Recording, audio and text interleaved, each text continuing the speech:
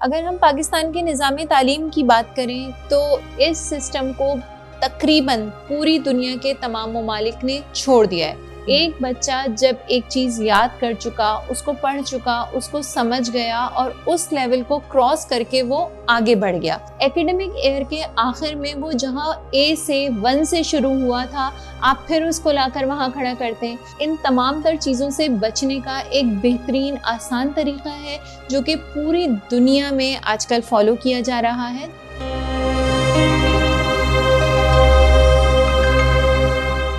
Education system में हम क्या बेहतरी ला सकते हैं कि एक बच्चा एजुकेशनल स्ट्रेस और एंजाइटी से ना जा पाए होगा? तथीर, आपका सवाल इस वक्त की एक अहम ज़रूरत है।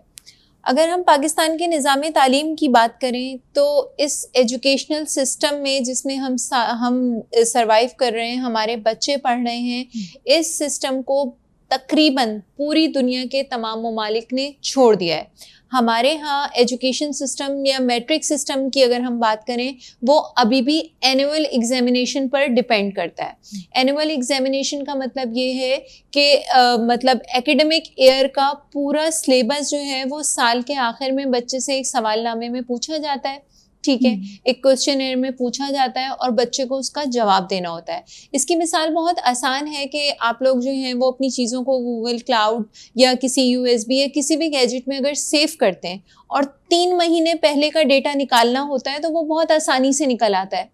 6 महीने 8 महीने पहले का अगर आपने कुछ क्लाउड के ऊपर ढूंढना है, सर्च करना है तो थोड़ी मुश्किल होती है। और अगर हम 1 साल पहले जाते हैं तो वो ज़ाहिर है बफरिंग मांग रहा होता है और दीगर मामलात मांग रहा होता है। बिल्कुल यही मिसाल हमारे दिमाग की है।